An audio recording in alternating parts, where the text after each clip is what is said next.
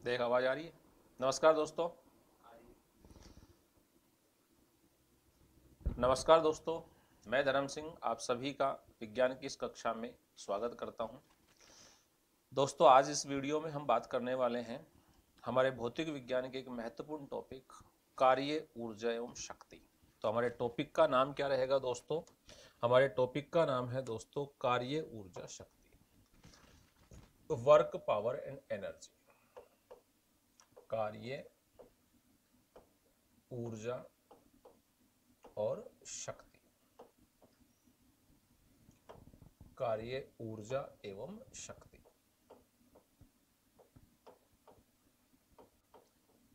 चलिए दोस्तों, बात करते हैं एक एक के।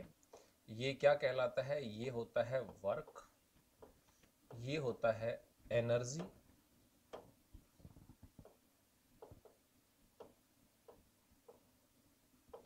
और ये है दोस्तों पावर। सबसे पहले हम बात करते हैं दोस्तों कार्य के बारे में। कार्य क्या है? कार्य क्या है दोस्तों? तो कार्य की डेफिनेशन होती है दोस्तों कि किसी वस्तु पर अगर बल लगाया जाता है तो बल लगाने से उस वस्तु की स्थिति में क्या हो जाता है? परिवर्तन। अब जरूरी नहीं है स्थिति में हो, स्थिति के साथ साथ दोस्तों उसके आकार में भी परिवर्तन हो सकता है, उसकी आकृति में भी परिवर्तन हो सकता है। यानी कि किसी वस्तु पर बल लगाने से वस्तु की स्थिति में, उसके आकार में या उसकी आकृति में परिवर्तन हो सकता है। लेकिन किसी वस्तु पर बल लगाएं और बल लगाने से उस वस्तु की स्थिति जिस दिशा में बल लगाया गया है उसी दिशा में अगर बदल रही है तो वस्तु की स्थिति और उस पर लगाया गया बल, इन दोनों के गुणनफल को दोस्तों हम क्या कहते हैं? कार्य कहते हैं। तो किसी वस्तु पर बल लगाने से वस्तु की स्थिति में बल की दिशा में होने वाला परिवर्तन क्या कहलाता है? कार्य कहलाता है। डेफिनेशन क्या है इसकी? किसी वस्तु पर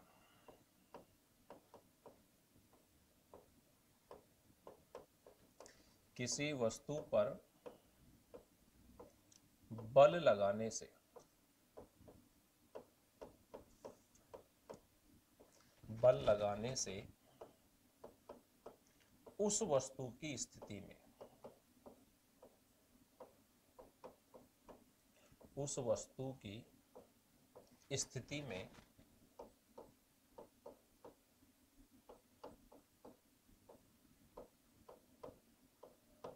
बल की दिशा में बल की दिशा में होने वाला परिवर्तन, बल की दिशा में होने वाला परिवर्तन क्या कहलाता है दोस्तों? कार्य कहलाता है।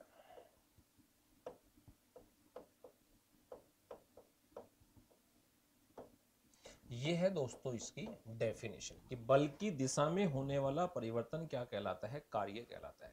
आप ये भी कह सकते हो किसी निश्चित विस्थापन के लिए वस्तु पर लगाया गया बल, वो भी क्या कहलाता है? कार्य कहलाता है। क्योंकि बल की दिशा में जो स्थिति में परिवर्तन हो रहा है उसे हम क्या कहते हैं? विस्थापन कहते हैं। तो वस्तु की स्थिति में बल की दिशा में जो परिवर्तन होता है उसको हम क्या कहते हैं? कार्य कहते हैं। बल की दिशा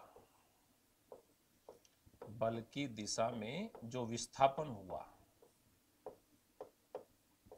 बल की दिशा में क्या हुआ? बल की दिशा में हुआ विस्थापन, और उस विस्थापन को हम क्या, अच्छा, बल की दिशा में परिवर्तन उसको कहेंगे विस्थापन। बल की दिशा में परिवर्तन वो क्या कहलाता है? वो कहलाता है विस्थापन। बल की दिशा में जो परिवर्तन हुआ है उसे हम क्या कहते हैं? उसे हम कहते हैं विस्थापन कहते हैं उसको। ठीक है। अब आप ये भी कह सकते हो कि किसी निश्चित दिशा में या किसी विस्थापन के लिए वस्तु पर लगाया गया बल क्या कहलाता है? कार्य कहलाता है। तो एक अन्य डेफिनेशन भी हो जाती है, किसी निश्चित विस्थापन के लिए किसी निश्चित विस्थापन के लिए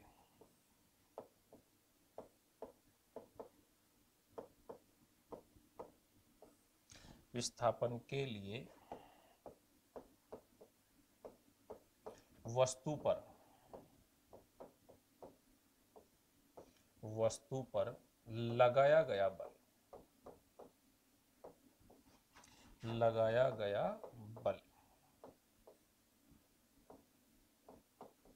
वो भी क्या कहलाता है? कार्य कहलाता है।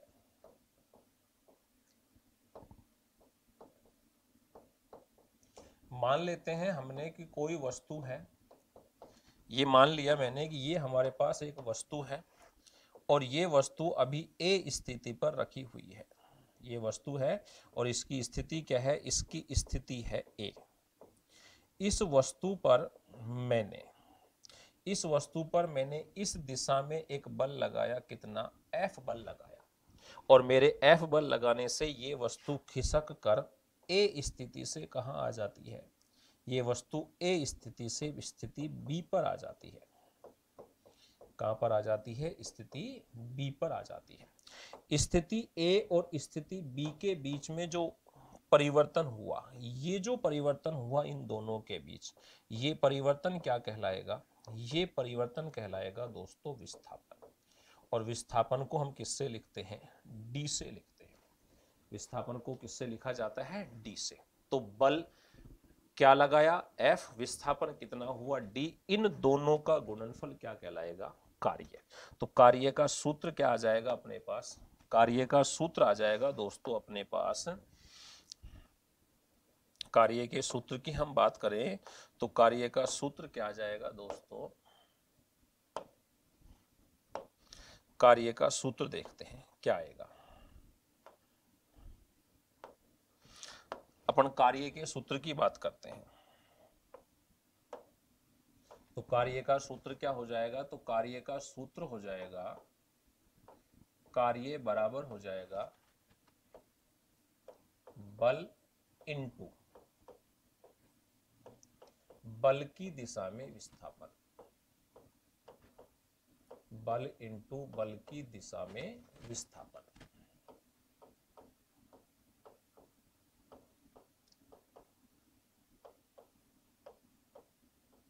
कार्य को किससे लिखते हैं? कार्य को लिखा जाता है वर्क। बल को किससे लिखते हैं? फोर्स। और विस्थापन को किससे लिखते हैं? विस्थापन को लिखा जाता है डिस्प्लेसमेंट। डिस्प्लेसमेंट। तो अपने पास W बराबर क्या हो गया? W बराबर हो गया F इंटू डी। ये W बराबर F इंटू डी, ये क्या है दोस्तों? ये है कार्य का सूत्र। अब यहां से निकालनी है हमको इसकी इकाई क्या है, मात्रक क्या होता है इसका। तो मात्रक निकालने के लिए आप क्या करोगे? मात्रक निकालने के लिए आप देखो, अपने पास W का मात्रक निकालना है तो F का मात्रक क्या होता है? F क्या है? बल। और बल का मात्रक क्या होता है? बल का मात्रक होता है दोस्तों न्यूटन। न्यूटन को आप एक दूसरी चीज से भी प्रदर्शित कर सकते हो, क्योंकि बल का सूत्र क्या होता है? बल का सूत्र होता है F बराबर ma। m क्या है? m होता है मास, और a क्या होता है? a होता है एक्सीलरेशन, जिसको कहा जाता है त्वरण। एक्सीलरेशन, इसको त्वरण के नाम से अपन जानते हैं, यानी कि द्रव्यमान इंटू त्वरण। द्रव्यमान इंटू त्वरण। अब द्रव्यमान का मात्रक क्या है? द्रव्यमान का मात्रक होता है दोस्तों केजी इंटू त्वरण का मात्रक क्या होता है? मीटर प्रति सेकंड स्क्वायर होता है। तो ये बल का एक दूसरा मात्रक भी आ गया, जिसको अपन क्या नाम देते हैं? इसको एसआई पद्धति में जब लिखा जाता है तब हम इसको नाम देते हैं न्यूटन। बाकी तो ये क्या है? किलोग्राम मीटर प्रति सेकंड स्क्वायर होता है, लेकिन जब इसको एसआई पद्धति में क्या लिखते हैं? न्यूटन लिखते हैं। तो देखिए, और डी क्या है? डी है अपने पास विस्थापन, और विस्थापन का मात्रक क्या होता है? विस्थापन का मात्रक होता है मीटर। न्यूटन को लिखते हैं एन से, और मीटर को किससे लिखते हैं? छोटे एम से। तो W बराबर क्या हो जाएगा? तो W बराबर हो जाएगा दोस्तों न्यूटन इंटू मीटर। न्यूटन की जगह आप ये मान भी लिख सकते हो। न्यूटन की जगह ये लिखते हैं हम, चूंकि न्यूटन बराबर क्या होता है? न्यूटन बराबर होता है किलोग्राम मीटर प्रति सेकेंड स्क्वायर। ये मान हम यहां लिखेंगे तो W का मात्रक क्या हो जाएगा, तो W का मात्रक हो जाएगा kg इंटू एम एस का स्क्वायर, और इंटू इंटू एम और है। अब देखो इसको आप हल करते हो तो इस s को आप -2 भी लिख सकते हो, और हम मीटर को मीटर से यहां क्या करेंगे गुणा, तो W बराबर क्या हो जाएगा kg एम स्क्वायर प्रति सेकंड स्क्वायर। जब आप इस प्रति के निशान को हटाते हो दोस्तों, तो आगे वाली जो भी राशि है उसकी घात किस में चली जाएगी, माइनस में चली जाएगी। तो W बराबर क्या हो जाएगा, W बराबर हो जाएगा kg एम स्क्वायर s -2। और यहां से आप याद कर सकते हो दोस्तों इसका डायमेंशन, इसकी विमा।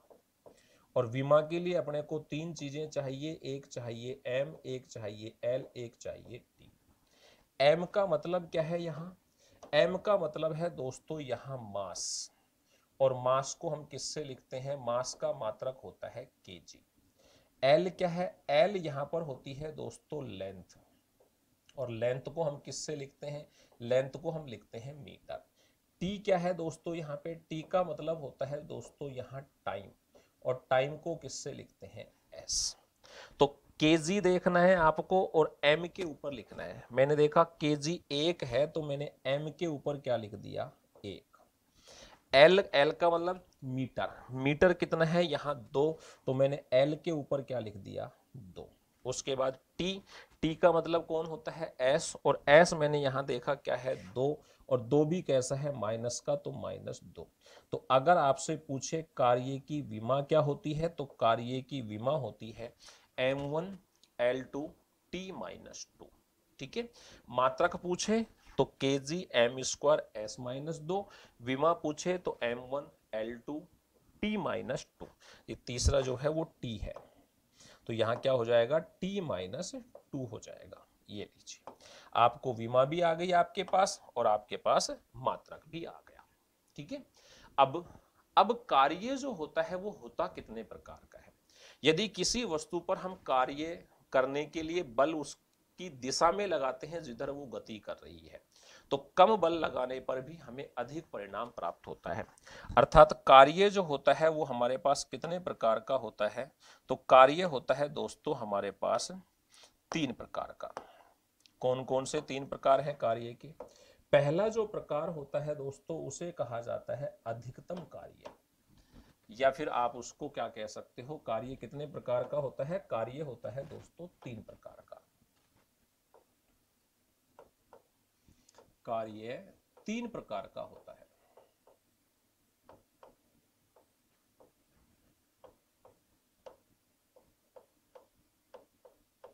कौन कौन सा, फर्स्ट जो कार्य होता है दोस्तों उसको हम नाम देते हैं अधिकतम।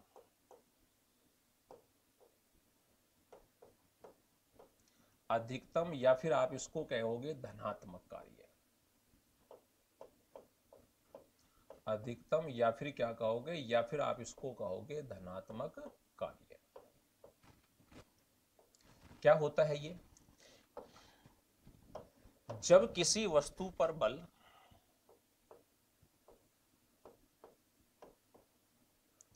जब किसी वस्तु पर बल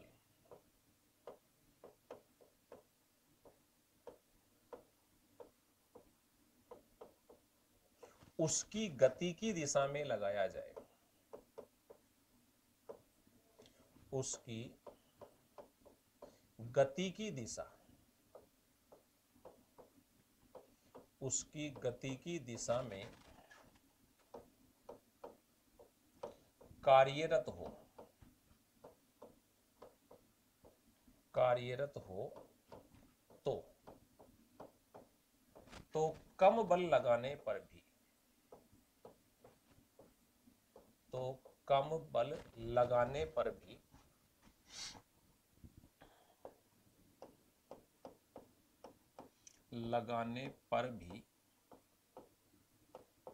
अधिकतम परिणाम, अधिकतम परिणाम या परिमाण भी कह सकते हो, परिमाण प्राप्त होता है।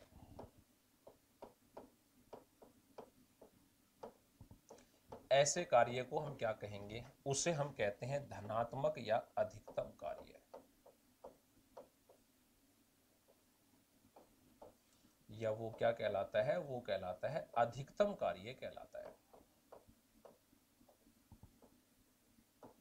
अब देखिए, जैसे मैं आपको कहूं कि भाई एक बॉल सामने की तरफ लुढ़क रही है, आप उस पर धीरे से लात मारते हो, तो धीरे से लात मारने पर भी उसके वेग में क्या हुई, वृद्धि हुई, यानी कि कम बल लगाने पर भी उसका वेग बढ़ गया, तो वो कौन सा कार्य कहलाएगा, धनात्मक कार्य। या फिर ऐसे कहें अपन, जैसे कि मान लीजिए कोई मोटरसाइकिल आगे आगे चल रही है स्लो स्पीड में, हम उसको पीछे से धक्का मारते हैं, तो धक्का मारने का मतलब हमने उस पर बल लगाया, और जैसे हमने बल लगाया उसका वेग पहले की अपेक्षा क्या हो गया, बढ़ गया। कौन सा कार्य हुआ, धनात्मक कार्य। आप ऐसे देखिए, कोई चीज लुढ़क रही है, जैसे कोई बक्सा है वो लुढ़कता हुआ जा रहा है, या कोई गोल पत्थर की चीज है वो लुढ़कती हुई जा रही है, अब वो धीरे धीरे लुढ़क रही है, आप उसके ऊपर बल लगाते हो, जिधर वो लुढ़क रही है उसी तरफ बल लगाते हो, तो बल लगाने पर उसका वेग पहले से क्या हो जाएगा, ज्यादा हो जाएगा। कौन सा कार्य होगा, धनात्मक कार्य। यानी कि जब किसी वस्तु पर बल लगाया जाए, किस दिशा में, जिधर वो गति कर रही है उस दिशा में, तो बल लगाने पर हमें उसके वेग में वृद्धि महसूस होती है, ऐसे कार्य को हम क्या कहते हैं, धनात्मक कार्य कहते हैं। दूसरा जो कार्य होता है दोस्तों, वो कहलाता है हमारा ऋणात्मक, या फिर उसको हम कहेंगे न्यूनतम कार्य।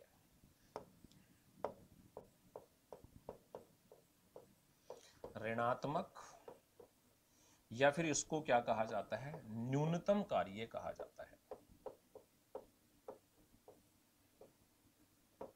और ये क्या होगा दोस्तों, ये होगा जब किसी वस्तु पर बल,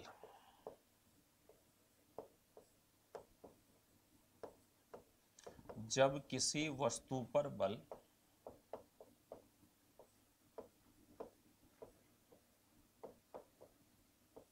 उसकी गति की दिशा के विपरीत,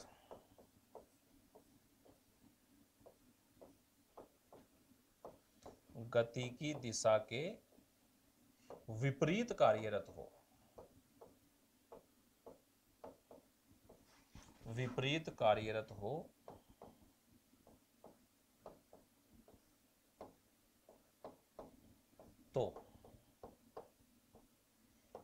तो अधिक बल लगाने पर भी, तो अधिक बल लगाने पर भी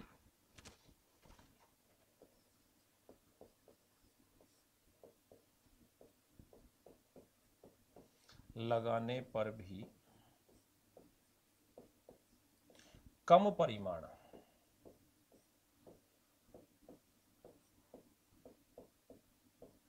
प्राप्त होता है।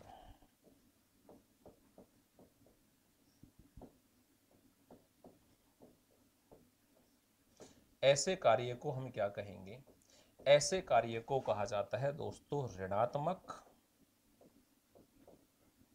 या फिर उसको हम बोलते हैं न्यूनतम कार्य।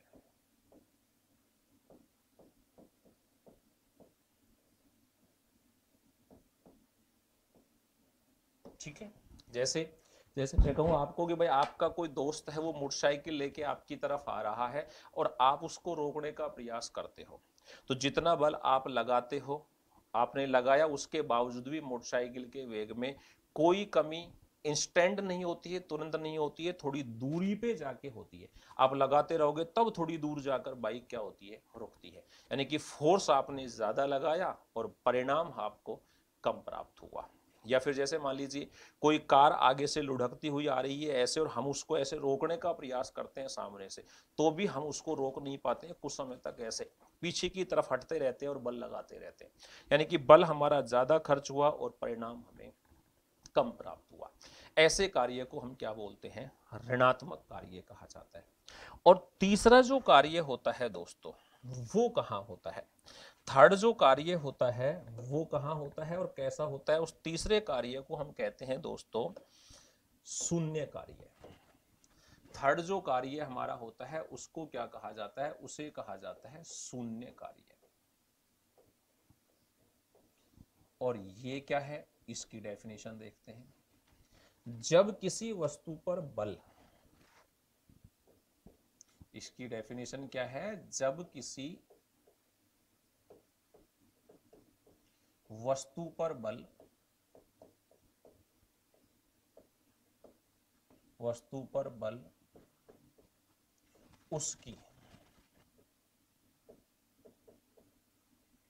उसकी गति की लंबवत दिशा में कार्यरत हो, लंबवत दिशा में क्या हो, कार्यरत, कार्यरत हो तो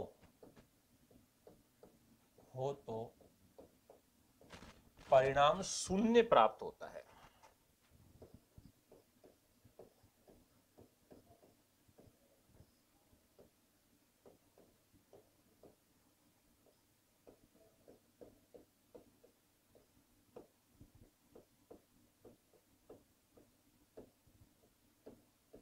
ठीक है, कैसे, जैसे देखिए मान लीजिए ये कोई एक वस्तु है और वो इस दिशा में कार्य कर रही है, यानी कि वो इधर जा रही है। इस वस्तु के ऊपर हम फोर्स लगाते हैं इस दिशा में, या फिर फोर्स लगाते हैं हम इस दिशा में। ऐसी स्थिति में बल जो काम कर रहा है वो कौन सी स्थिति में काम कर रहा है, बल जो काम कर रहा है वो कर रहा है लंबवत स्थिति में कार्यरत। कौन सी स्थिति में काम कर रहा है, लंबवत स्थिति में काम कर रहा है। लंबवत का मतलब होता है 90 डिग्री के ऊपर काम कर रहा है। और ऐसी स्थिति में जो कोण बनता है वो कितना बनता है, वो बनता है कोस थीटा। कौन सा बनता है, कोस थीटा। और कोस थीटा का मान क्या है, यहाँ कोस थीटा का मान होता है 90 डिग्री, जो कि हम बात करें तो कितना होता है, 0 होता है। इसका मान क्या होता है, इसका मान होता है 0। यानी कि हमने क्या किया, हमारे पास कार्य क्या है, W, W बराबर क्या है, F इंटू डी, और D यहाँ क्या बना, D यहाँ बना कोस थीटा, और कोस थीटा कितना है, कोस 90, और कोस 90 का मान क्या है, 0, और कोस 90 का मान 0 है तो W बराबर क्या हो गया, W बराबर हो गया 0। यानी कि ऐसी स्थिति में कार्य क्या है, शून्य होगा। जैसे मान लीजिए कोई दीवार है, मैं आपको कहता हूं कि इसके ऊपर आपको ऐसे फोर्स लगाना है, तो दीवार यूं है, फोर्स आप यूं लगा रहे हो, दोनों के बीच कैसा कोण बना, 90 डिग्री का। कौन सा 90, कोस 90, और कोस 90 का मान क्या है, 0। जैसे अब मैं आपको कहूं भाई आप कोई दीवार है या कुछ है, इसके ऊपर बल लगाइए, 2 घंटे बाद मैं आपसे पूछता हूँ, तो आप लगातार उसके ऊपर फोर्स लगा रहे हो। 2 घंटे बाद जब मैं पूछूंगा सर थक गए, क्यों थक गए, सर हमने बल लगाया। बल लगाया, तुमने किया क्या, किया कुछ भी नहीं। क्यों, क्योंकि जब तक वस्तु की स्थिति में परिवर्तन नहीं होगा तब तक कार्य भी नहीं होगा। जैसे जैसे अपन, मैं आपको एक नोट डाल के लाइन लिख देता हूं, इस लाइन को नोट डाल के ही याद रखना है आपको। नोट क्या है, यदि वस्तु की स्थिति में, यदि वस्तु की स्थिति में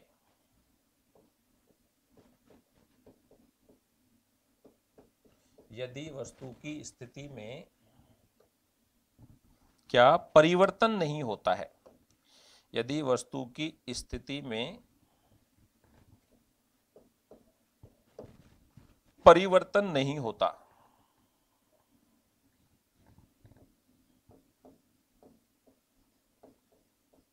परिवर्तन नहीं होता है,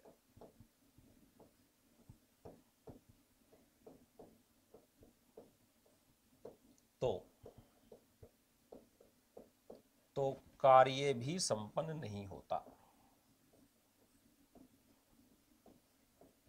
तो कार्य भी संपन्न नहीं होता।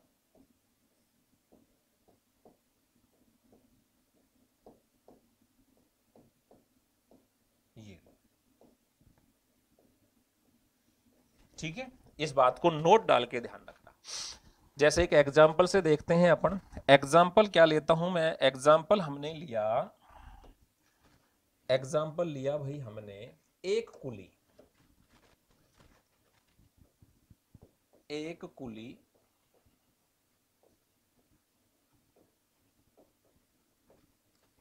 एक बक्से को उठाकर, बक्से को उठाकर अपने सिर पर रखता है, अपने सिर पर रखता है,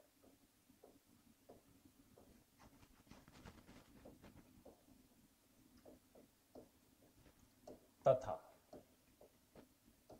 तथा प्लेटफॉर्म पर क्या करता है, गति करता है। प्लेटफॉर्म पर क्या करता है, प्लेटफॉर्म पर गति करता है।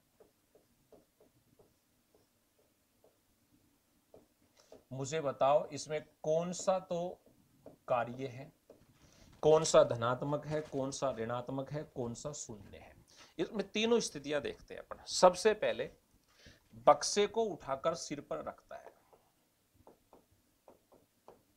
बक्से को उठाकर कहां रखता है, सिर पर। सिर पर रखना, एक तो क्रिया ये हुई। ये कौन सा कार्य हुआ, ये हुआ हमारा ऋणात्मक कार्य। कौन सा कार्य हुआ, ऋणात्मक। क्यों हुआ ऋणात्मक कार्य, क्योंकि इसमें जो वस्तु की गति हुई है वो बल के विपरीत हुई है। कैसे हुई है, वस्तु यानी कि बक्सा, बक्सा कौन सा बल लग रहा है, यहां एक ही बल है। बक्सा कौन सा बल, गुरुत्वीय बल। गुरुत्वीय बल के विपरीत कार्य करता है। गुरुत्वीय बल के क्या कर रहा है, विपरीत कार्य कर रहा है, या विपरीत गति कर रहा है, विपरीत विस्थापन करता है। ये लो विस्थापन लिख देता हूं मैं।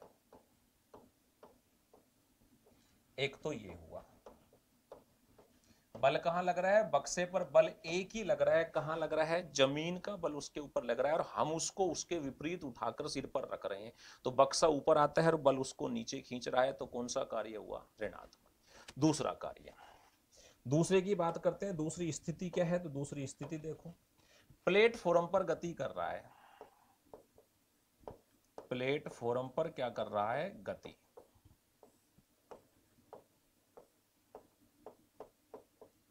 कौन सा कार्य हुआ, ऐसी स्थिति में कार्य हुआ शून्य कार्य। अब शून्य कार्य क्यों हुआ, क्योंकि बक्सा उसके सिर पर है, उसकी स्थिति में कोई परिवर्तन नहीं होता। बक्सा कहां है, बक्सा है उसके सिर पर। बक्सा सिर पर है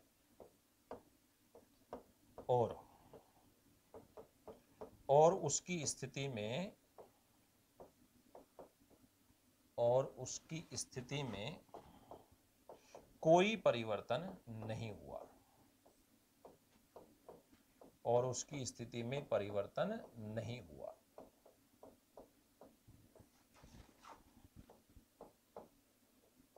यह हुआ दूसरा कार्य। अब एक कंडीशन में आपको और दे देता हूं कि वो बक्से को उठाकर नीचे रखता है जमीन पर। तीसरी कंडीशन में आपको दे देता हूं, बक्से को सिर से उतारकर, सिर से उतारकर कहां रखता है, उतारकर जमीन पर रखता है।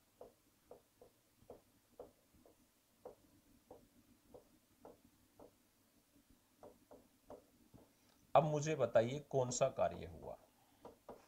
अब हुआ दोस्तों धनात्मक कार्य।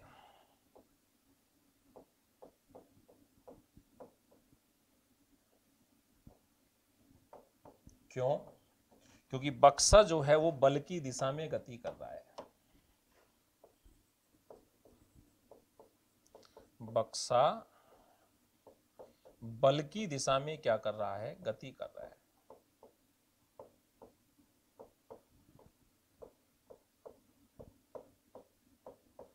गति करता है। ये लो, ये तीन प्रकार का कार्य हो गया हमारा। यहां से आपसे न्यूमेरिकल भी पूछ सकता है, आंकिक प्रश्न अगर मान लो पूछ ले तो मैं एक आंकिक प्रश्न आपको बता रहा हूं, वो क्या है वो देखिए। आंकिक प्रश्न की हम बात करें तो एक सवाल उसने हमको दिया, और सवाल क्या है, एक व्यक्ति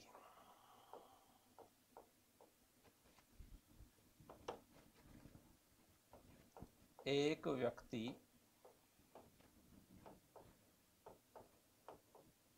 40 किलोग्राम, एक व्यक्ति 40 किलोग्राम के भार को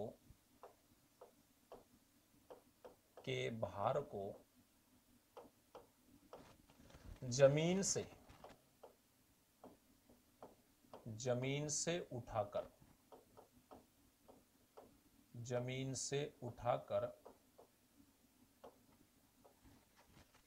3 मीटर ऊंचाई पर 3 मीटर ऊंचाई पर कहां रखता है, अपने सिर पर रखता है, अपने सिर पर रखता है।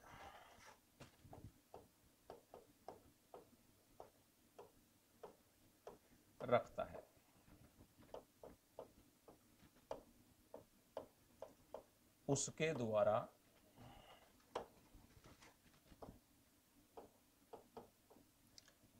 द्वारा किया गया कार्य बताओ, किया गया कार्य बताइए।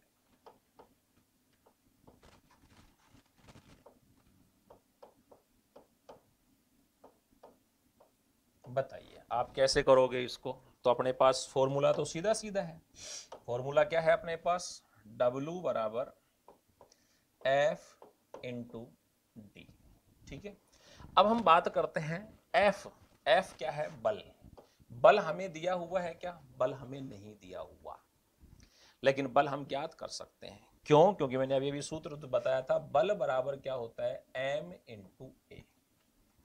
बल बराबर क्या होता है, M इंटू ए। M क्या है हमारे पास, M यहां हमें दिया हुआ है कितना, 40 किलोग्राम। तो M कितना हो गया, 40 किलोग्राम। A क्या है, A होता है त्वरण। A क्या होता है, A होता है त्वरण। और त्वरण जो होता है, यहां पर कौन सा त्वरण, कि वो जमीन से उठाकर अपने सिर पर रहा है, तो यहां पृथ्वी का गुरुत्वीय त्वरण लगेगा। और उस पृथ्वी के गुरुत्वीय त्वरण को हम A ना कहकर क्या कहते हैं, G कहते हैं। और उस G का मान क्या होता है, 9.8 मीटर प्रति सेकंड स्क्वायर। आप इसको पूरा पूरा चाहो तो कितना मान सकते हो, 10 मान सकते हो। तो M तो कितना हो गया, 40। और एक ही जगह क्या काम में लेंगे, एक ही जगह हम यहां काम में लेंगे G। और G कितना हो जाएगा अपना, 10 मीटर प्रति सेकंड स्क्वायर।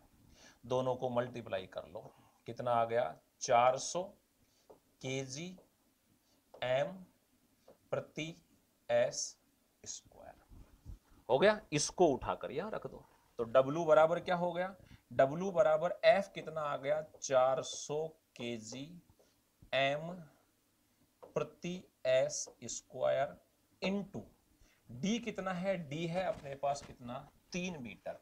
तो 3 और मैं इसके साथ लिख दूंगा, गुणा करेंगे।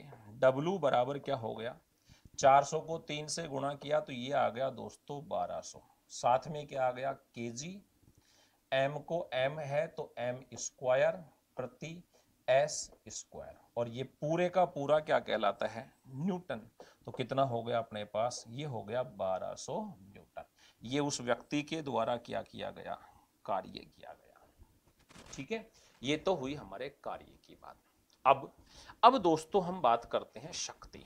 शक्ति क्या होती है, तो कार्य और शक्ति की बात करते हैं। देखो शक्ति क्या है, ये लिया मैंने। तो दूसरा जो है हमारा वो है शक्ति, जिसको अपन क्या कहते हैं, पावर।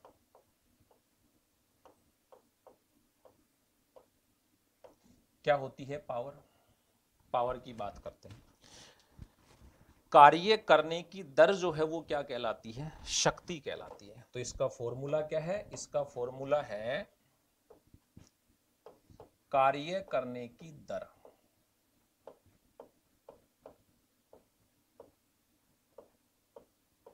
दर क्या कहलाती है? शक्ति कहलाती है।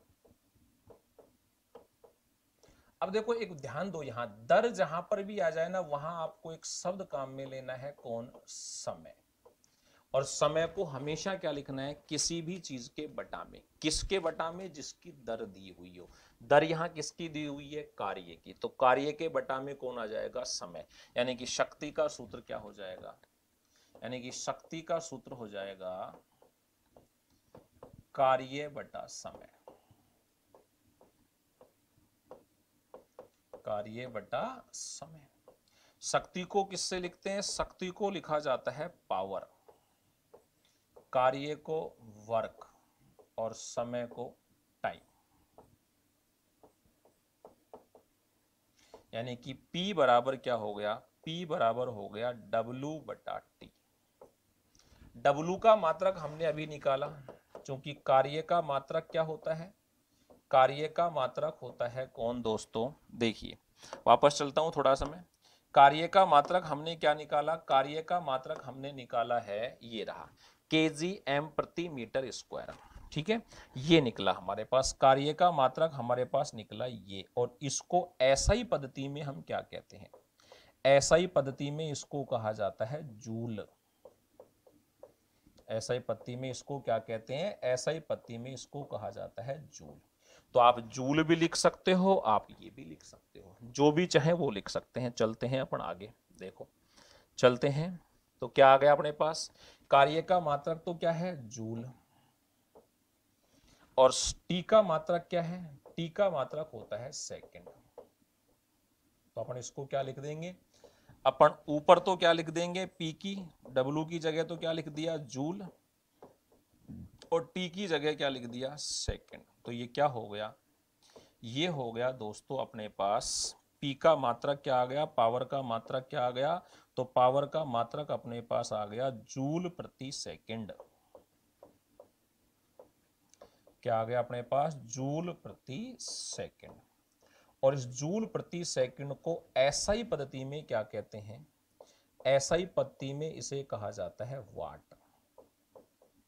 एसआई पद्धति में इसको क्या कहते हैं? एसआई पद्धति में इसको कहा जाता है वाट। तो आप जूल प्रति सेकंड भी लिख सकते हो, वाट भी लिख सकते हो। एक और लिया था हमने कार्य का। कार्य का मात्रक अगर हम ये मान लें, कौन सा? kg m square s minus 2। प्रति के निशान को हटाओगे तो -2 हो जाएगा। टी का मात्रक क्या है? समय का मात्रक क्या है? समय का मात्रक है अपने पास सेकंड। तब शक्ति का मात्रक क्या होगा? तो तब शक्ति का मात्रक क्या होगा? लिखो शक्ति। कुछ नहीं करना है आपको, केवल चीजें लिखनी है और आपको उसे हल करना है। कार्य बटा समय। अब देखो कार्य क्या है? कार्य का मात्रक वहां से लिख दो, kg m square s minus 2 बटा में s। इस s को आप ऊपर ले जाओगे तो ये भी किस में चला जाएगा? माइनस में। माइनस में जाएगा तो वो भी लिख दो, kg m square s minus 2 into s minus 1। और इन दोनों को गुणा करेंगे तो ये क्या हो जाएगा? kg m square s minus 3। और इसे भी एसआई पद्धति में क्या कहते हैं? वाट कहते हैं। यहां से आप शक्ति की विमा निकाल सकते हो। शक्ति की विमा क्या होगी? तो शक्ति की विमा के लिए वही 3 चीजें आपको लिखनी है। कौन कौन सी? m, l और t। m का मतलब मैंने बताया था मास, यानी कि kg। kg कितना है? 1, तो यहां लिख दिया 1। एल का मतलब मैंने आपको बताया था लेंथ। लेंथ यानी कि लंबाई, उसको किससे लिखते हैं? मीटर। मीटर यहां कितना है? 2, तो लिख दिया 2। टी का मतलब समय यानी कि सेकंड। सेकंड कितना है? -3, तो यहां लिख दिया -3। ये आ गई दोस्तों अपने पास शक्ति की विमा। ठीक है, बिल्कुल सिंपल सी थ्योरी है, आपको कहीं भी दिमाग नहीं लगाना है। अब देखो अपने पास कार्य का मात्रक क्या आ गया? वाट। और कार्य का सूत्र क्या है? कार्य का सूत्र ये, सॉरी, शक्ति का सूत्र क्या है? शक्ति का सूत्र ये रहा, P बराबर जूल बटा सेकेंड। तो P की जगह मैं वाट लिख सकता हूं, और P की जगह मैं वाट लिखूंगा तो क्या हो जाएगा दोस्तों? तो ये हो जाएगा वाट बराबर जूल बटा सेकेंड, जूल बटा सेकेंड।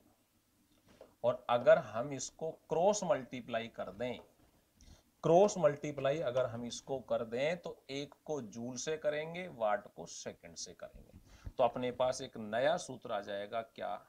जूल बराबर वाट इनटू सेकंड। और यहां से दोस्तों बहुत सारे सवाल आपसे पूछे जाते हैं, ठीक है। अब बात करते हैं शक्ति का एक मात्रक क्या हुआ? शक्ति का एक मात्रक हो गया जूल प्रति सेकंड, दूसरा मात्रक क्या हो गया? वाट, तीसरा मात्रक क्या हो गया? Kilogram metre square S minus 3।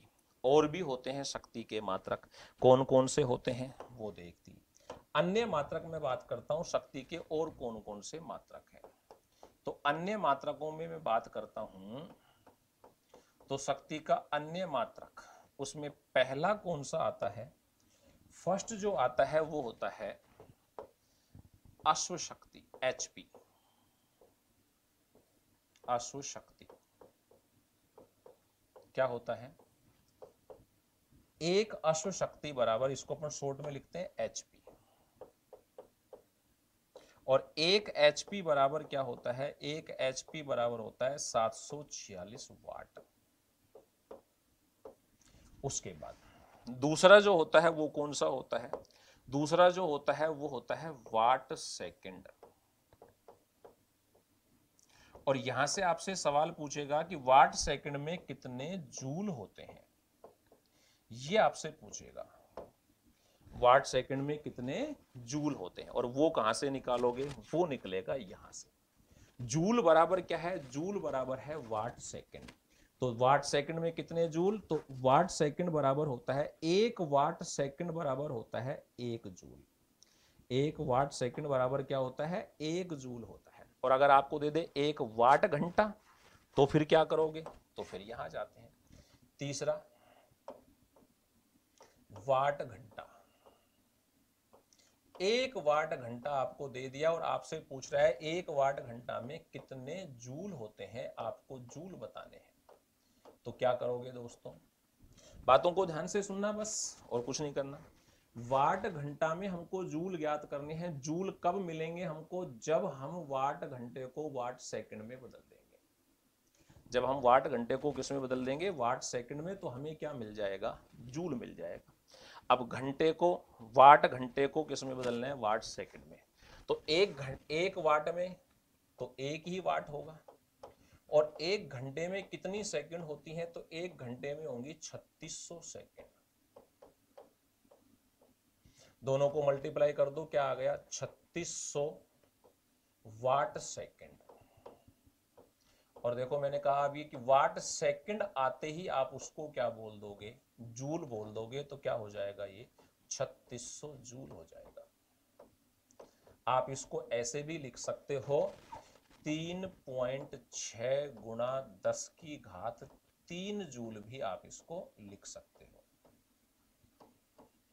ये शॉर्ट में लिखने का तरीका है। ये इससे बड़ा एक और होता है। वाट घंटे से बड़ा कौन होता है? वाट घंटे से बड़ा होता है 1 किलोवाट घंटा। 1 किलोवाट घंटा। इसमें भी सेम सवाल आपसे पूछेगा कितने जूल। तो 1 किलोवाट में कितने? 1000 वाट। 1000 वाट।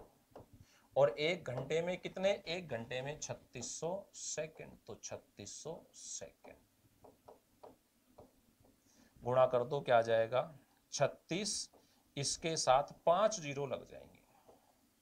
इकाई, ढाई, सैकड़ों, हजार, 10,000, लाख, 10 लाख, यानी कि 36 लाख क्या हो गए? Watt second. इसको भी आप शॉर्ट में लिख सकते हो। कैसे? 3 और 6 के बीच में लगाओ जीरो, और कितनी संख्याएं बची? 1 2 3 4 5 6, दशमलव की इधर 6 संख्या है, तो 3.6 इंटू 10 की घात 6 क्या हो जाएगा? जूल हो जाएगा। यहां पर भी जूल कर सकते हो आप, 36 लाख जूल, या फिर आप इसको ऐसा भी कर सकते हो। उसके बाद दोस्तों मैं बात करता हूं, अगला जो हमारा आता है, एक और भी है जिसको हम क्या कहते हैं, एक जिसको हम कहते हैं वो होता है मेगावाट घंटा। मेगावाट घंटा। सवाल सेम रहेगा, एक मेगावाट घंटा में कितने जूल होते हैं? तो एक मेगावाट में कितने होते हैं, मैं उसको शॉर्ट में लिख देता हूं। एक मेगावाट में होते हैं 10 की घात 6 वाट, यानी कि 10 लाख। ठीक है, इनटू एक घंटे में कितनी सेकंड? तो एक घंटे में होती है 3600 सेकंड। क्या बन गया ये? इसको 10 लाख भी लिख सकते हो आप, तो ये क्या हो जाएगा? 3600 इंटू 10 की घात 6 वाट सेकंड। बस देर नहीं लगानी है, वाट सेकंड आते ही क्या बोल दोगे? जूल बोल दोगे। इसको भी शॉर्ट में लिख सकते हो, तो वो क्या हो जाएगा? 3.6 गुणा 10 की घात 9, क्या हो जाएगा ये? Watt second. मैंने कहा वाट सेकंड आते ही क्या कर दोगे? बिना देर लगाए क्या लिख दोगे? जूल लिख दोगे। तो शक्ति के मात्रक कौन कौन से हुए? एक तो हुआ अपने पास ये रहा, एक तो हुआ अपने पास जूल सेकंड, जूल प्रति सेकंड, एक क्या हुआ? वाट, एक क्या हुआ? KG M square S minus 2, एक क्या हुआ अपने पास? एक हुआ अपने पास अश्व शक्ति, एक क्या हुआ? 1 वाट सेकंड, एक क्या हुआ? 1 वाट घंटा, एक क्या हुआ? 1 किलोवाट घंटा, एक क्या हुआ? 1 मेगावाट घंटा। यहां से सवाल वो आपसे पूछेगा, जैसे इसमें से पूछ ले कि बताओ इसको हम कहां काम में लेते हैं, तो ये क्या है? ये है विद्युत शक्ति का व्यावसायिक मात्रक। क्या है ये है विद्युत शक्ति का कौन सा मात्रक? व्यावसायिक मात्रक होता है, जो आप पैसों के लेन देन में काम लेते हो। विद्युत शक्ति का क्या है? ये व्यावसायिक मात्रक है, जिसको आप बोलते हो किलोवाट घंटा, KWH। और ये क्या है दोस्तों? ये है विद्युत शक्ति की उत्पादन इकाई का मात्रक। विद्युत शक्ति की उत्पादन इकाई का मात्रक है ये। विद्युत शक्ति की उत्पादन इकाई का क्या है? मात्रक है ये।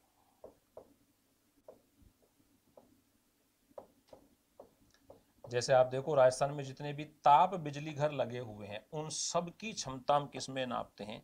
मेगावाट में। तो अगर पूछा जाए विद्युत शक्ति का व्यावसायिक मात्रक, तब तो कौन है? किलोवाट घंटा। और विद्युत शक्ति की उत्पादन इकाई का मात्रक पूछा जाए तो कौन है? मेगावाट घंटा।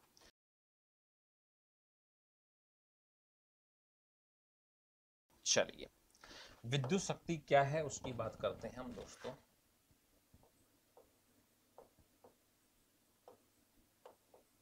विद्युत शक्ति, सबसे पहले इसकी डेफिनेशन की बात करते हैं क्या है। तो इसकी डेफिनेशन क्या है? किसी विद्युत परिपथ में, किसी विद्युत परिपथ में, किसी विद्युत परिपथ में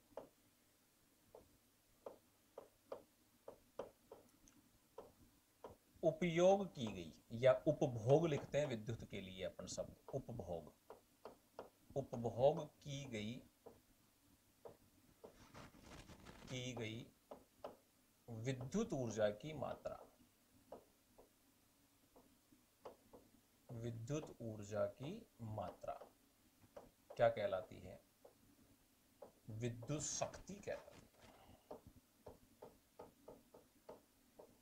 ठीक है, विद्युत शक्ति कहलाती है। और क्या होगा इसका सूत्र? तो इसका सूत्र होता है विद्युत शक्ति बराबर,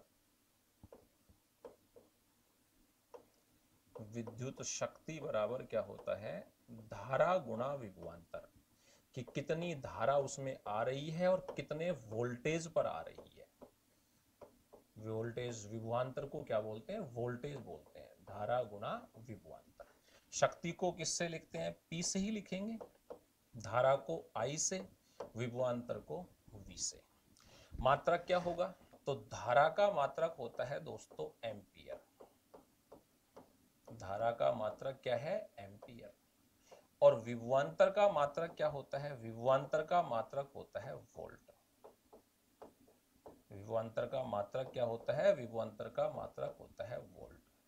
आप इन दोनों को उठाकर और इस समीकरण में रख दीजिए, अपना विद्युत शक्ति का मात्रक आ जाएगा। तो P बराबर एम्पियर इंटू वोल्ट, और एम्पियर इंटू वोल्ट इसे भी एसआई पद्धति में, ये आ गया P का मात्रक, एम्पियर इंटू वोल्ट, और इसे भी हम एसआई पद्धति में क्या कहते हैं? एसआई पद्धति में इसे वाट कहा जाता है। इसको भी सेम कहते हैं, कोई फर्क नहीं है, शक्ति शक्ति ही होती है, चाहे वो कोई सी भी हो। तो एसआई पद्धति में इसको क्या कहते हैं? एसआई पद्धति में इसे भी क्या कहा जाता है? वाट कहा जाता है। ठीक है। अब इस वाट के अंतर्गत ही, शक्ति के अंतर्गत एक चीज आती है यूनिट, जिसको अपन बोलते हैं। क्या होती है? यूनिट। यूनिट की बात करते हैं तो यूनिट क्या होती है? देखो, यूनिट, यहां केवल एक डिफरेंस है। जब मैंने आपको शक्ति बताया तो मैंने केवल ये लिखा है किसी विद्युत परिपथ में उपभोग की गई। मैंने आपको यहां ये नहीं बताया कितने समय में उपभोग की गई। अब हम समय इसमें जोड़ देते हैं, और कम से कम कितना? 1 घंटा। तो वो क्या कहलाएगा? वो कहलाएगा यूनिट।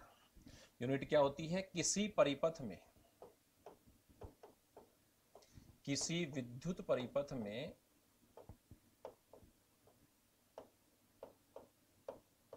किसी विद्युत परिपथ में 1 घंटे में, 1 घंटे में उपभोग की गई, उपभोग की गई विद्युत ऊर्जा की मात्रा, विद्युत ऊर्जा की मात्रा क्या कहलाती है? शक्ति कहलाती है। वो क्या, कौन सी शक्ति? यूनिट कहलाती है। और यूनिट का सूत्र क्या होता है? एक यूनिट का सूत्र होता है, एक यूनिट बराबर होता है धारा गुणा विभवांतर। चलो इसको शॉर्ट में अपन लिख देते हैं, वाट इंटू घंटा बटा 1000। ये लो, वाट इंटू घंटा बटा 1000। अब जो बड़ा मैं लिख रहा था वो भी बता देता हूं। वाट का क्या है? वाट का सूत्र होता है धारा गुणा विभवांतर, धारा गुणा विभवांतर। वो भी हम यहां पे काम में ले लेते हैं। देखो, वाट की जगह क्या लिख दूंगा? वाट की जगह मैं लिख दूंगा धारा इंटू विभवांतर इंटू घंटा बटा 1000, वो सॉरी इंटू घंटा बटा 1000। ये लो भाई 1000। ये दो सूत्र आ गए आपके पास।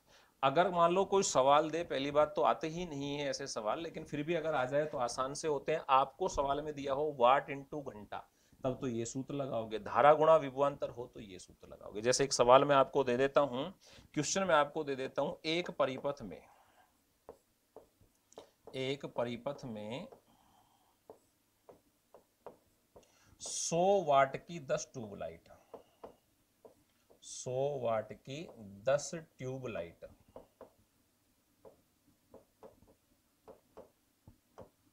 रोजाना, रोजाना 10 घंटे उपयोग होती है। रोजाना 10 घंटे क्या होती है? उपयोग होती है।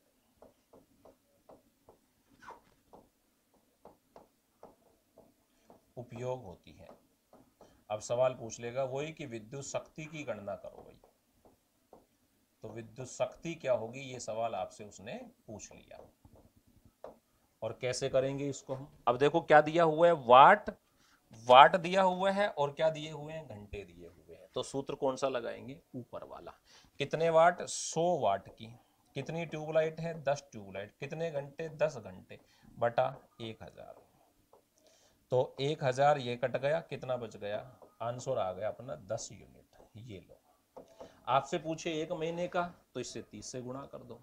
आपसे पूछे कितना खर्चा हुआ तो वो 1 यूनिट का खर्चा भी देगा आपको, उससे गुणा कर दो, ये आपका आंसर आ जाएगा। ऐसे ही अगर मान लो किसी परिपथ में धारा और विभवांतर दिए हुए हों तो आपको ये सूत्र लगाना है।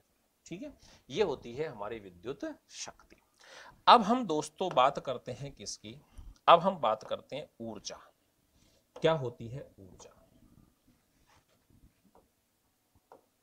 ऊर्जा क्या है? कार्य करने की क्षमता ऊर्जा कहलाती है।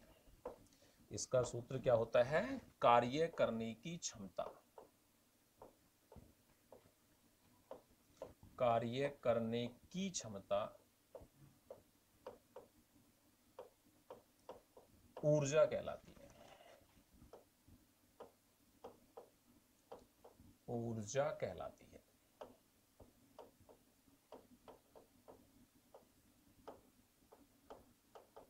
ठीक है, मात्रक क्या होगा इसका? इसका मात्रक जूल ही होता है। मात्रक क्या है इसका? इसका मात्रक है जूल।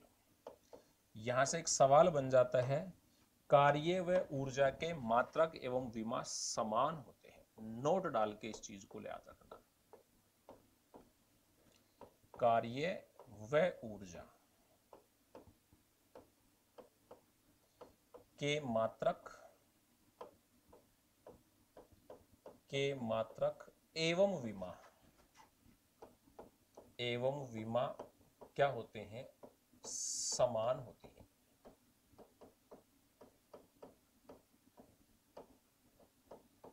और एक चीज और भी याद रखना, ये दोनों ही कैसी राशियां हैं? ये दोनों ही अदिश राशियां हैं। कार्य, ऊर्जा और शक्ति। कार्य, ऊर्जा, शक्ति कैसी राशि है? अदिश राशि है। इनमें कोई दिशा नहीं होती, अदिश राशि है। ये दो लाइनें आपको ध्यान रखनी है। ठीक है, अब ऊर्जा होती कितने प्रकार की है? तो ऊर्जा वैसे तो बहुत सारे प्रकार हैं, लेकिन मेनली कितने प्रकार होते हैं? 2। तो ऊर्जा के प्रकार की बात करते हैं। ऊर्जा के प्रकार की हम बात करें तो इसके कोई निश्चित प्रकार नहीं होते हैं, लेकिन साइंस में जब हम बात करते हैं तो एक बात की जाती है किसकी? स्थितिज ऊर्जा। एक तो किसकी बात होती है? स्थितिज ऊर्जा, जिसको अपन बोलते हैं पोटेंशियल एनर्जी। कैसी होगी ऊर्जा? इसमें नाम जो है वो डेफिनेशन के अनुसार दिया हुआ है। किसी वस्तु की स्थिति, किसी वस्तु की स्थिति,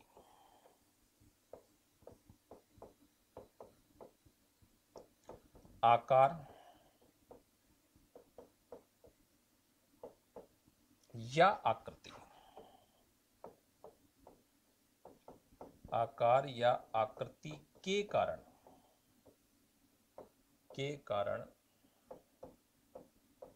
उपस्थित ऊर्जा,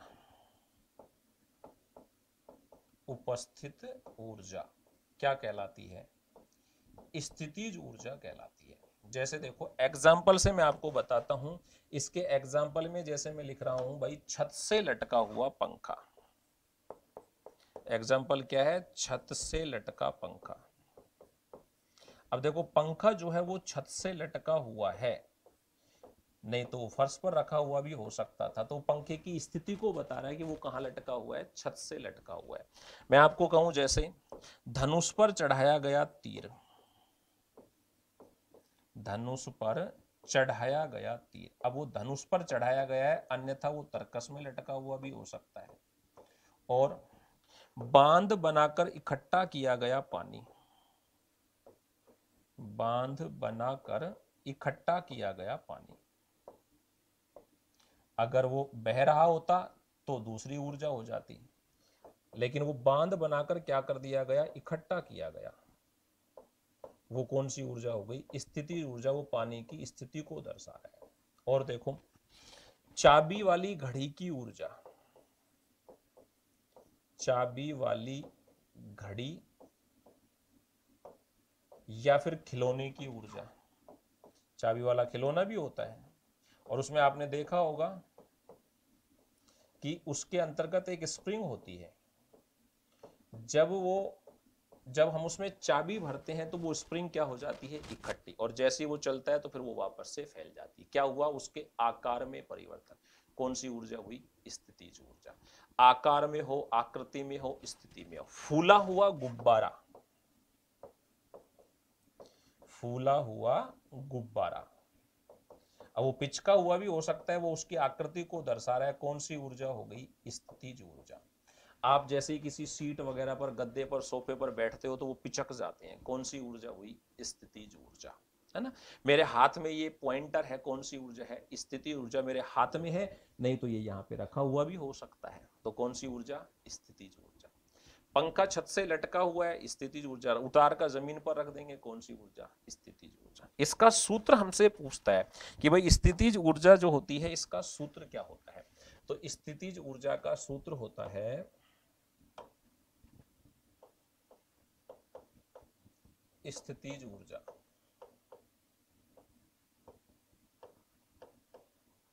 इसको U से दर्शाते हैं, तो इसका सूत्र क्या होता है, mgh। ठीक है, बस। अगली बात करते हैं, दूसरी जो ऊर्जा होती है हमारी वो कौन सी है। तो दूसरी जो ऊर्जा हमारी है वो है गतिज ऊर्जा।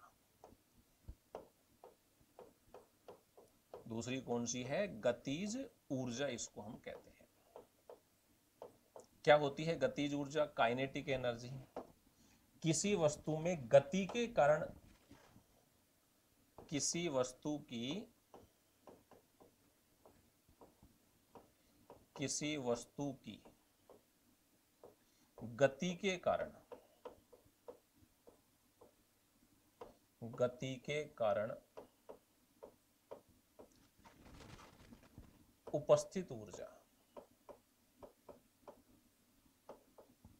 क्या कहलाती है, वो गतिज ऊर्जा कहलाती है। जैसे इसके एग्जाम्पल की मैं बात करूं तो यहाँ पे जितने भी आपको दिखेंगे वो सब गति करते हुए दिखेंगे। जैसे मैं आपको कहूं दौड़ता हुआ बालक,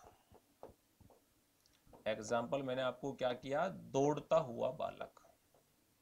अब बालक क्या है, चल रहा है, वो एक जगह खड़ा हो जाएगा तो स्थितिज ऊर्जा, और वो दौड़ रहा है तो कौन सी ऊर्जा, गतिज ऊर्जा। जैसे मैं आपको कहता हूं बहता हुआ पानी, बहता हुआ पानी, या फिर बहती हुई हवा। जैसे मैं आपको कहूं छत से, जैसे मैं आपको कहूं गतिशील पंखा, अब पंखा घूम रहा है, गतिशील पंखा। जैसे मैं आपको कहूं कि भाई गतिशील कार, गतिशील कार। जैसे मैं आपको कहूं बंदूक से निकली गोली, बंदूक से निकली गोली। जैसे मैं आपको कहूं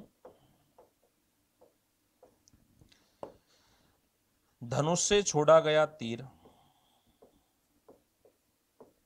धनुष से छोड़ा गया तीर।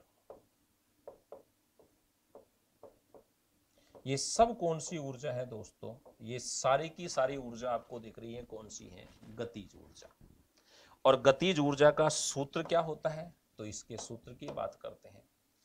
इसका सूत्र क्या होता है, इसका सूत्र होता है K बराबर 1/2 mv²। यहां से दोस्तों आपसे सवाल पूछ सकता है। सवाल क्या है कि अगर किसी वस्तु के द्रव्यमान को दुगना कर दें, किसी वस्तु के वेग को दुगना कर दें, तो गतिज ऊर्जा पर क्या प्रभाव पड़ेगा। m क्या है, m तो है दोस्तों यहां पर मास, यानी कि द्रव्यमान। और v क्या है, v है दोस्तों यहां पे वेग, वेलोसिटी, यानी कि वेग। सवाल वो आपसे पूछ सकता है। सवाल क्या पूछेगा, तो मैं सवाल को आपको बताता हूं कि सवाल क्या पूछेगा। देखिए सवाल देखते हैं अपन।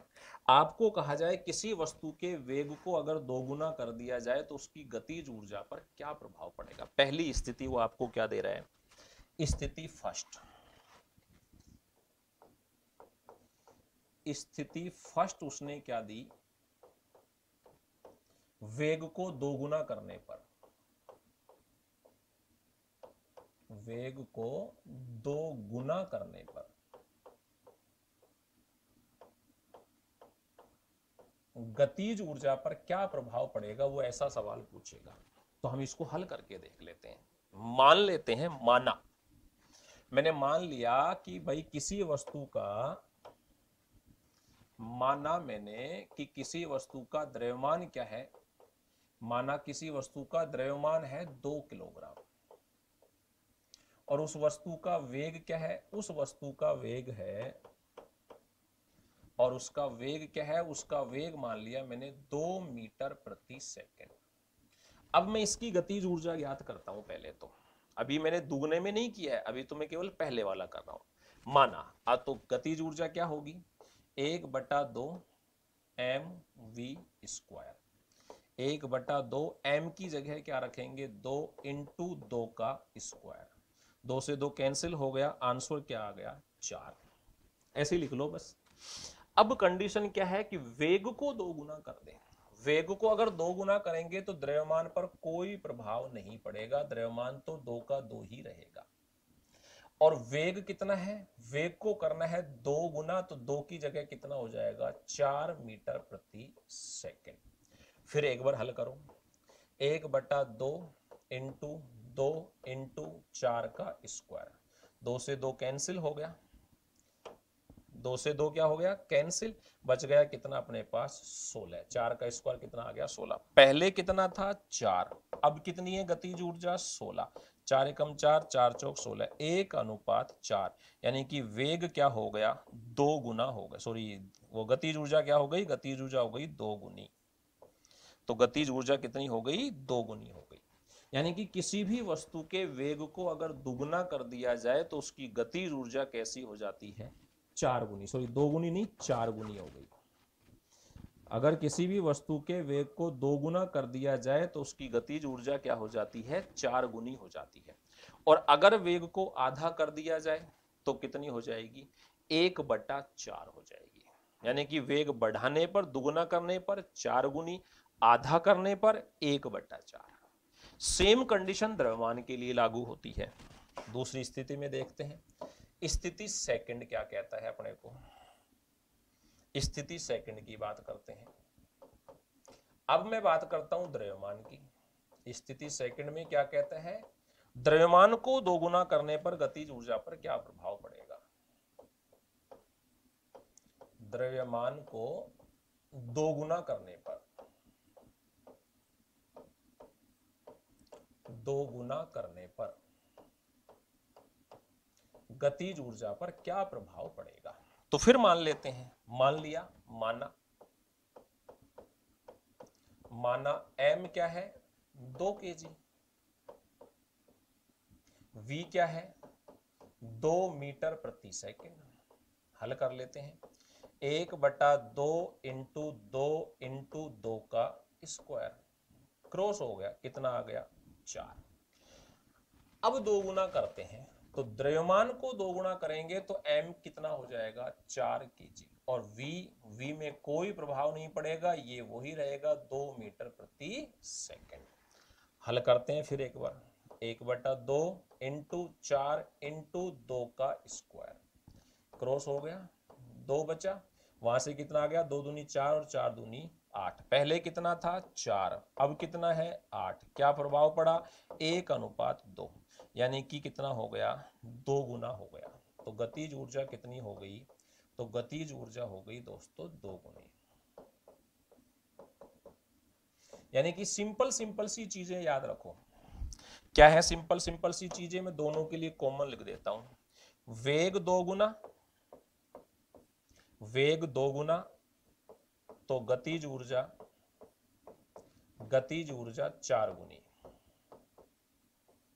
गतिज ऊर्जा कितनी हो जाएगी, 4 गुनी। ठीक है, हमने देखा भी। वेग आधा, वेग 1/2 आधा कर दिया जाए तो गतिज ऊर्जा 1/4। 1/4 हो जाएगी। द्रव्यमान 2 गुना, द्रव्यमान 2 गुना तो गतिज ऊर्जा 2 गुनी। गतिज ऊर्जा क्या हो जाएगी? 2 गुनी। और द्रव्यमान आधा, द्रव्यमान आधा तो गतिज ऊर्जा 1/2 गुनी। ये लीजिए, ये 4 लाइनें हैं जो आपके यहां से सारे सवालों का हल दे देगी। कई बार वो मिक्स करके भी दे देता है, द्रव्यमान को 2 गुना कर दें, वेग को आधा कर दें। ऐसा भी सवाल तो आप नॉर्मली मान के उसको हल कर सकते हो। ये हमारी हुई दूसरी गतिज ऊर्जा। नंबर 2 कौन सी है? गतिज ऊर्जा। इसके अलावा और बात करें तो इसके अलावा तो इतनी है कि जिनको आप काउंट ही नहीं कर सकते। जैसे जैसे पवन ऊर्जा जो हवा से प्राप्त होती है ना। जैसे सौर ऊर्जा, सूर्य के प्रकाश से जो हमको प्राप्त होती है। जैसे जैसे आप कह सकते हो विद्युत ऊर्जा, हम बात ही कर चुके हैं अभी उसको, विद्युत से प्राप्त जो होती है ना। इसके अलावा हम बात करें तो जल ऊर्जा जो जल से प्राप्त होगी, और भूतापीय ऊर्जा जो भूमि के गर्भ में होती है, भूतापीय ऊर्जा। और बात करें तो अपन इसके अलावा ज्वारीय ऊर्जा जो ज्वार भाटे से हमको प्राप्त होती है, ज्वारीय ऊर्जा। और बात करें तो हम जैव ऊर्जा जो जीवों के अपशिष्ट से हमको प्राप्त होती है, जैसे कि बायोगैस, जैव ऊर्जा। और जैसे रासायनिक ऊर्जा जो रासायनिक पदार्थों से हमको मिलती है। और जैसे बात करें तो ध्वनि ऊर्जा, मतलब बहुत सारे प्रकार की है, आप काउंट ही नहीं कर सकते हो। जिससे भी हमें प्राप्त हो रही है वो सब क्या कहलाती है? ऊर्जा। जैसे ध्वनि ऊर्जा, तो ध्वनि की सहायता से कोई कार्य किया जाए तो वो कौन सी होगी? ध्वनि ऊर्जा। ये अपने पास क्या है दोस्तों? ऊर्जा के प्रकार। अब यहीं पे एक आता है ऊर्जा संरक्षण का नियम। यहीं पे मैं आपको बता देता हूं ऊर्जा संरक्षण का नियम। और ये क्या कहता है? तो वो तो लाइन सबको याद होगी आपको कि ऊर्जा को न तो उत्पन्न किया जा सकता है और न ही उसे नष्ट किया जा सकता है, केवल उसे एक रूप से दूसरे रूप में बदला जा सकता है। ये आपने पढ़ा हुआ है। इसके लिए क्या दी थी? द्रव्यमान ऊर्जा समीकरण दी गई थी। एक द्रव्यमान ऊर्जा समीकरण किसने दी थी? ये द्रव्यमान ऊर्जा समीकरण, ये द्रव्यमान ऊर्जा समीकरण दी थी किसने? आइंस्टीन ने। आइंस्टीन ने ये द्रव्यमान ऊर्जा समीकरण दी थी हमको। और ये समीकरण है क्या? समीकरण है E बराबर mc²। E क्या है? E तो है यहां पे दोस्तों एनर्जी। m क्या है? m होता है दोस्तों मास, यानी कि द्रव्यमान। मास यानी कि द्रव्यमान। और c क्या है? c है दोस्तों यहां पर प्रकाश का वेग। c क्या है? c है प्रकाश का वेग। और प्रकाश का वेग क्या होता है? 3 × 10⁸ मीटर प्रति सेकेंड।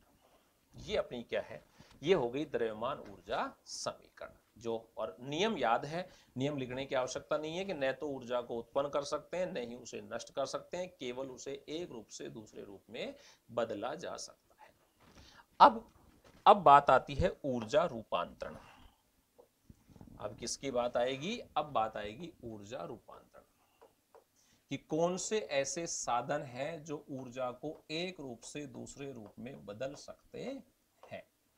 वो ऊर्जा रूपांतरण। यहां देखिए, मैं आपको इसे एक सारणी से समझा देता हूं। वैसे आप सबको सारणी आती भी होगी, याद भी होगी आपको सारणी। यहां अपन 3 चीजें लेते हैं। ऊर्जा समीकरण की बात करते हैं अपन यहां पे। तो देखते हैं अपन,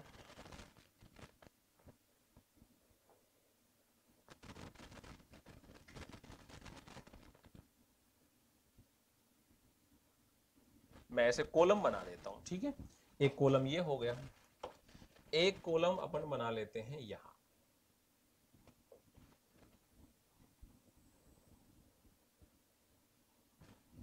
और एक कॉलम मैं बना देता हूं दोस्तों यहां।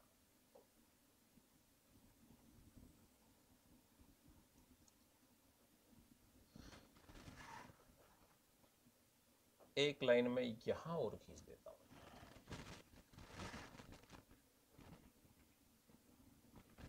देखो यहां मैं क्या लिख रहा हूं, यहां तो मैं लिख रहा हूं दोस्तों साधन, कि हम कौन सा साधन काम में लेंगे। साधन, या फिर परीक्षा में लिखा हुआ आ सकता है युक्ति। यहां हम लिखेंगे उसमें कौन सी ऊर्जा होगी, यानी कि उपस्थित ऊर्जा।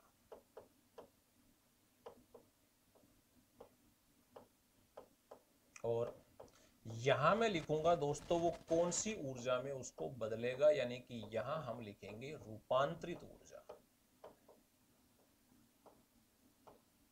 कौन सी ऊर्जा, रूपांतरित ऊर्जा, ठीक है। चलो मैं आसान से स्टार्ट करता हूं। सबसे पहले मैं लेता हूं दोस्तों पंखा, विद्युत पंखा। सबसे पहले मैंने क्या लिया, सबसे पहले लिया मैंने विद्युत पंखा। अब आपको पता है पंखे को कौन सी ऊर्जा आ रही है, पंखे को आ रही है दोस्तों विद्युत ऊर्जा। और वो उसको बदल किस में रहा है, वो उसको बदल रहा है दोस्तों यांत्रिक ऊर्जा में। कौन सी ऊर्जा में, यांत्रिक ऊर्जा। क्या होती है यांत्रिक ऊर्जा, उसके लिए मैं एक लाइन लिख देता हूं, ये लो। क्या है लाइन, गतिज ऊर्जा प्लस स्थितिज ऊर्जा बराबर यांत्रिक ऊर्जा। गतिज ऊर्जा प्लस स्थितिज ऊर्जा दोनों मिलकर क्या कहलाती हैं, दोनों मिलकर कहलाती हैं यांत्रिक ऊर्जा। जैसे एग्जाम्पल भी आप देख सकते हो, अभी पंखा मैंने लिखा है वो यांत्रिक ऊर्जा है, क्यों, उसमें स्थितिज ऊर्जा भी है और गतिज ऊर्जा भी है। छत से लटका पंखा स्थितिज ऊर्जा, गतिशील पंखा वो गतिज ऊर्जा। अब मैं क्या कह रहा हूं, छत से लटका हुआ गतिशील पंखा, तो वो छत से लटका भी है और गति भी कर रहा है, तो स्थितिज और गतिज दोनों हो गई, तो क्या कहलाएगा, यांत्रिक ऊर्जा कहलाएगा, ठीक है। तो क्या हो गया इसका ये। दूसरा जैसे मैं आपको ले लेता हूं, बल्ब मैंने ले लिया, बल्ब या ट्यूबलाइट। दूसरा कौन सा ले लिया, दूसरा मैं ले लेता हूं बल्ब या ट्यूबलाइट। बल्ब या ट्यूबलाइट, बताइए कौन सी ऊर्जा आएगी इनके पास, इनके पास आएगी दोस्तों विद्युत ऊर्जा। और ये उसको बदलेंगे किसमें, ये उसको बदल देते हैं किसमें, प्रकाश ऊर्जा में। प्रकाश ऊर्जा, ये लो। मैंने लिया दोस्तों, जैसे मैं ले लेता हूं, मैं एक एक साथ ले रहा हूं, एक एक दो दो एग्जांपल एक साथ ले रहा हूं। जैसे मैंने आपको कहा विद्युत इस्त्री, विद्युत प्रेस, या इसी के जैसा एक होता है हीटर। कौन सी ऊर्जा आएगी दोस्तों, विद्युत ऊर्जा। और उसको बदलेंगे किसमें, उसको दोनों बदल देते हैं किसमें, उष्मा ऊर्जा। उष्मा या फिर आप ताप ऊर्जा भी कह सकते हो। और देखते हैं अपन इसके अलावा, जैसे मैं ले लेता हूं, जैसे अभी मैंने ले लिया डायनेमो। डायनेमो, और डायनेमो के जैसा ही कौन होता है, डायनेमो के जैसा ही होता है जनरेटर। थोड़ा सा फर्क है दोनों में। कौन सी ऊर्जा होती है, इन दोनों के पास होती है या दोनों को मिलती है कौन सी ऊर्जा, यांत्रिक ऊर्जा। दोनों को घुमाया जाता है, डायनामो होता है कार में, जीप में, मोटरसाइकिल में, जनरेटर अपन घरों में काम में लेते हैं, ट्रैक्टर वगैरह के पीछे लगाते हैं ना। किस में बदल देते हैं ये दोनों को बदल देते हैं विद्युत ऊर्जा में। किसमें, विद्युत ऊर्जा में बदल देते हैं। बस दोनों में मैंने कहा फर्क क्या है, डायनामो इस यांत्रिक ऊर्जा को डीसी में बदलता है और जनरेटर इस यांत्रिक ऊर्जा को एसी में बदलता है, ठीक है। उसके बाद और जैसे मैं ले लेता हूं हारमोनियम, जैसे और मैं क्या ले लेता हूं, और मैंने ले लिया जैसे हारमोनियम। हारमोनियम मैंने ले लिया, और हारमोनियम के जैसा ही बिल्कुल एक और होता है कौन, सितार। दोनों को कौन सी ऊर्जा मिलती है, दोनों को मिलेगी यांत्रिक ऊर्जा। हम हारमोनियम को हाथ से चलाते हैं और सितार के तारों को हम हाथ से हिलाते हैं, तो कौन सी ऊर्जा हो गई, यांत्रिक ऊर्जा। बदले में दोनों हमको देते क्या है, बदले में दोनों हमको देते हैं ध्वनि ऊर्जा। इसी तरीके से और मैं लेता हूं दोस्तों, तो मैंने एक ले लिया ध्वनि ऊर्जा, हारमोनियम और सितार। अब मैं ले लेता हूं जैसे माइक्रोफोन। माइक्रोफोन जिसको आप शॉर्ट में माइक बोल देते हो। जैसे यहाँ पे ये जो लगा हुआ है ये क्या है, माइक्रोफोन है, या फिर ये माइक होता है जिसमें मैं बोल रहा हूँ। ठीक है, क्या करता है ये, कौन सी ऊर्जा ले रहा है, ये ले रहा है जो मैं बोल रहा हूँ उसको, मैं बोल रहा हूँ वो कौन सी ऊर्जा है, वो है ध्वनि ऊर्जा। और देखो उस ध्वनि ऊर्जा को ये एक तार के द्वारा भेजता है, तो कौन सी ऊर्जा हो गई वो, तो वो हो गई दोस्तों विद्युत ऊर्जा। यानी कि इसने ध्वनि ऊर्जा को किसमें बदल दिया, विद्युत ऊर्जा में बदल दिया। जैसे देखो ये माइक है, इस माइक के साथ क्या लगा होता है, वायर लगा होता है। कई माइक जैसे इसके साथ ये वायर लगा हुआ है, तो इसने ध्वनि ऊर्जा ली और उस ध्वनि ऊर्जा को किसमें कन्वर्ट कर दिया, विद्युत में कन्वर्ट करके इसने भेज दिया। तो ध्वनि ऊर्जा को किसमें बदल दिया, विद्युत ऊर्जा। एक बिल्कुल इसके उल्टा होता है जो कि कौन है, लाउड स्पीकर। लाउड स्पीकर, और ये क्या करता है, ये उल्टा काम करेगा, विद्युत ऊर्जा लेता है और ये उस विद्युत ऊर्जा को किसमें बदलता है, ये उस विद्युत ऊर्जा को किसमें बदल देता है, ध्वनि ऊर्जा में बदल देता है। जैसे कि आप क्लासरूम में देखते होंगे वहां माइक लगे होते हैं, टीचर वो लाउड स्पीकर लगे होते हैं, टीचर माइक में बोलता है और आपको उन लाउड स्पीकर से क्या सुनाई देती है, ध्वनि सुनाई देती है ना। इसके अलावा जैसे मैं आपको ले कि मोमबत्ती का जलना, जैसे मैंने क्या ले लिया, मोमबत्ती का जलना। मोमबत्ती का जलना कौन सी ऊर्जा है, तो मोम एक रासायनिक पदार्थ हो गया, कौन सी ऊर्जा हो गई ये हो गई दोस्तों रासायनिक ऊर्जा। और बदले में ये हमको क्या देता है, बदले में ये मोमबत्ती को जब हम जलाते हैं तो हमें क्या प्राप्त होता है, प्रकाश। तो कौन सी ऊर्जा हो गई, प्रकाश ऊर्जा। इसी तरीके से जैसे मैंने एक और ले लिया, इसका उल्टा है, उल्टा तो नहीं है लेकिन इसके जैसा है, जिसको बोलते हैं कोयले का जलना। कोयले का जलना, अब सेम है, कौन सी ऊर्जा है, कोयले का जलना कौन सी ऊर्जा हो गई, रासायनिक ऊर्जा हो गई। और बदले में ये हमको देता क्या है, अब ये हमें प्रकाश नहीं देगा, अब हमें क्या देगा, उष्मा ऊर्जा। इसी तरीके से जैसे मैंने लिया सौर सेल, मेरे को कुछ जो याद आ रहे हैं वो मैं लिख रहा हूं, बाकी आप कर सकते हो, ऐसा कोई कठिन सवाल नहीं है। जैसे मैंने ले लिया सौर सेल, क्या करता है सौर सेल, कौन सी ऊर्जा लेता है, सौर ऊर्जा, या फिर आप कह सकते हो प्रकाश ऊर्जा। सौर ऊर्जा या फिर क्या कह सकते हो, प्रकाश ऊर्जा। और उस प्रकाश ऊर्जा को किसमें कन्वर्ट करता है, ये बैटरी में उसको स्टोरेज कर देता है। यानी कि कौन सी में, कौन सी ऊर्जा में, रासायनिक ऊर्जा में। बाद में आप उससे क्या ले सकते हो, विद्युत प्राप्त कर सकते हो। तो सौर या प्रकाश ऊर्जा को किसमें बदल देता है, ये विद्युत ऊर्जा में बदल देता है। अब आप उससे मोटर चलाओ, पंखे चलाओ, एसी चलाओ, कुछ भी चलाइए। एक होता है दोस्तों रासायनिक सेल, एक कौन सा है, एक है रासायनिक सेल होता है। एक रासायनिक सेल, कौन सी ऊर्जा होती है इसके पास, इसके पास होती है रासायनिक ऊर्जा। इसके पास कौन सी ऊर्जा है, इसके पास है रासायनिक ऊर्जा। और ये उस रासायनिक ऊर्जा को किसमें बदल देता है, ये उस रासायनिक ऊर्जा को बदल देता है विद्युत ऊर्जा में।